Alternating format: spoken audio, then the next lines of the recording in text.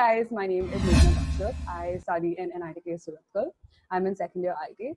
And before we start off with the technical aspect of this influx talk, I'd like to tell you guys a bit about myself. So one of my hobbies is reading. I absolutely love reading, and my favorite book is Lost Symbol by Dan Brown.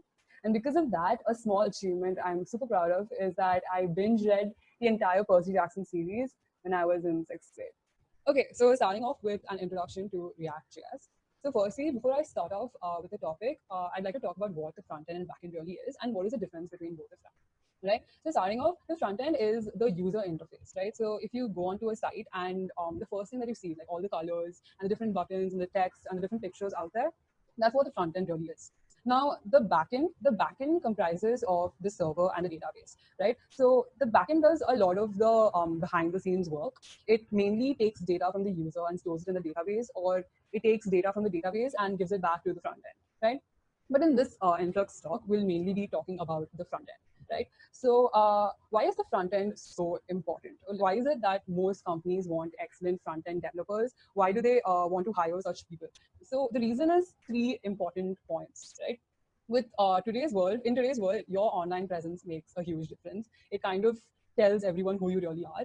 So the first point is first impressions, right? So as the saying goes, first impression is the best impression. Why is that? It's because, let's say, for an example, you go onto a website, all right? And it's not that great. There's text everywhere, random pictures. You don't really know what to do. There's not good information on how you can go ahead to achieve the goal you came there for. So you don't really want to continue with this website, right? Because it's not had a good impression on you. So that goes to my second point, which is branding. So if I say two words, right, blue and social media, what's the first thing that's going to come to mind? Facebook, right? Why is that? Because Facebook has created itself an image online. It has a good brand out there. So that's why having such a good front end will make such a huge difference. The third point is trust and confidence, right? So you go onto a website and it's great. You know exactly what to do. There's clear-cut instructions on how you can achieve whatever you want to. Then you immediately start trusting the website. You have confidence that it's going to take care of your personal information. But at the same time, you go on into a website which is not that well developed, you instantly don't want to put out your email address or your password over there because you think it's going to be a scam. So that's why the front end makes such a huge difference. All right. So now that being said, then the frameworks which are used to create such a front end, that will also be a huge deal, right? So in today's world, there are three frameworks which are gaining huge popularity. And those three are React, Angular, and Vue.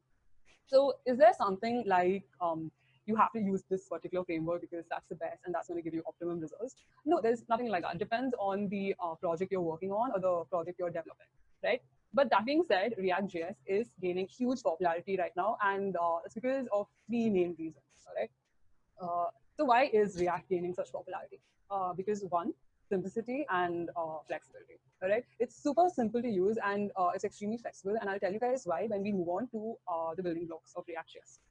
So when developers started using different frameworks such as Angular and things, they faced a lot of roadblocks, such as they had to continuously recode a lot of different things, and they had to restructure a lot. There was not good code usability. But in the case of React.js, React had a fix for all these issues, which makes it a very prime competitor when it comes to choosing a framework.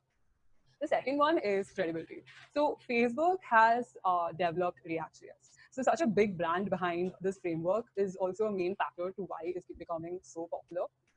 Another thing is that huge corporations such as PayPal, Airbnb, Instagram, all of these also use React to fix a lot of their user interface bugs. And the last being JSX, and JSX is probably the most important reason why React is gaining popularity, right? So JSX is JavaScript XML, and it's a combination of HTML plus JS, and I'll get to it in just a while. So moving on to what the prerequisites for learning React.js. So now it's important that when you start learning, you need to have a decent idea on what HTML and JavaScript is and how it works, because both of these together is what you will be coding React with, all right? So what are the building blocks of React.js? So there are four building blocks, JSX, components, state, and props. So the first one is JSX. Like I said, JSX is JavaScript XML. So it's sort of like HTML embedded in JavaScript. right? So if you see this code snippet over here, there's a constant being declared known as element, and inside that there is a HTML tag h1, and inside that tag there is hello written and also a function being called. So I mean, what exactly is this? Is it really JavaScript or is it HTML? It's neither, right? It's sort of like a mix of both. So that's what JSX is. And this makes things so much more simpler, because if you think about the classic way of coding a web app, so you will have to have an HTML file and you will also have to have a JS file, and then later on you have to incorporate both of them together.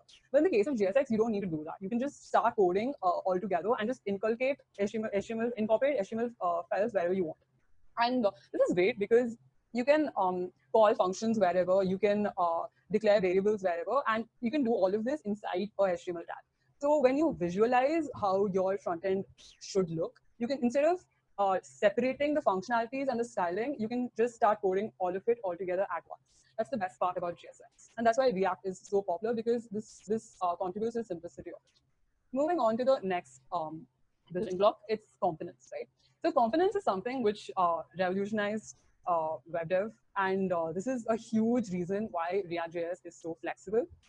So what exactly is components? Let's take an example that you're building a web app, and there are multiple web pages in your web app, and each web page should have the same header and footer, right? Now, each web page has its own JS file. Now, would you rather code that header again and again, or would you just code it once and then import that code and simply display it on your web page? Obviously, the second option, right? Because it's easier, it saves time, and there's code reusability.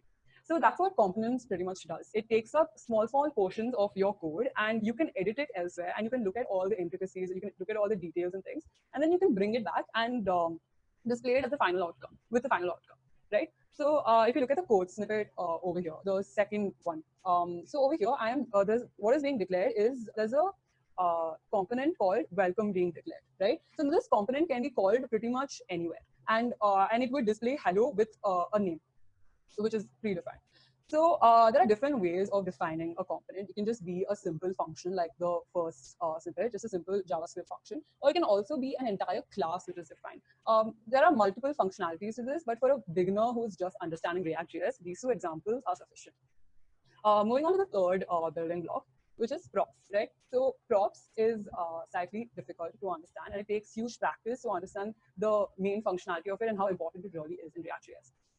So, right, so props is the short form for properties, and what it does is basically it takes a property of a particular attribute and gives it to another function or class, whatever it is. So if you look at the code snippet and you look at the second line, there's a component called car being defined, and over there there's a HTML tag which is being returned, an H2 HTML tag, and it says I am a this dot props dot brand inside curly braces. So what does this mean? There's a property brand which is being returned. So if you look at the first code snippet over here, it says brand is Ford, and this brand is describing the component car. So what does props really do? It just simply takes the property of the attribute and displays it on your web page. And this is a very basic functionality of props. Props, in fact, can be used to take properties from one particular component and give it to another, or like different web pages, multiple things you can do with it. In fact, pro web developers who use React.js have pretty much said that props is the reason why React.js works so efficiently, right? And now for the last building block of React.js, it's state.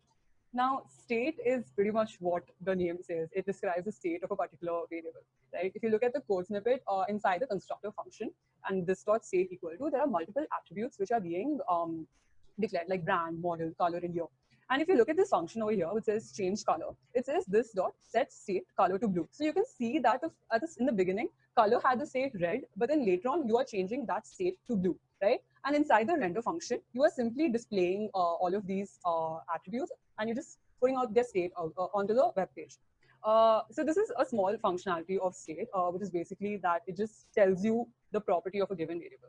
Another functionality of state is, so recently I had to create a donut chart, all right? And the chart had to update itself every 10 seconds, let's say. Now, in normal HTML JavaScript scenario, I would have to code both things separately and put it together. But in the case of React, all I had to do was I had to just set the initial state of that particular donut chart. And then when I wanted to update it, I just had to give the set state function the next set of values. And that was it. That's all I had to do. So state helps you to update things easier as well. So now for the last part of React.js, I had mentioned this render function.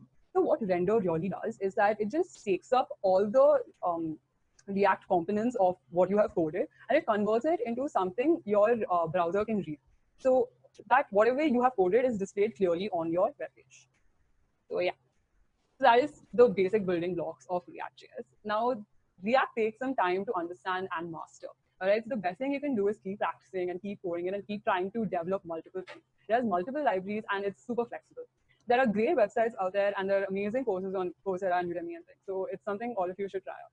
Right? That's it for my influx talk. Thank you so much. Thanks for watching. Subscribe and click on the bell button as to not miss out any content.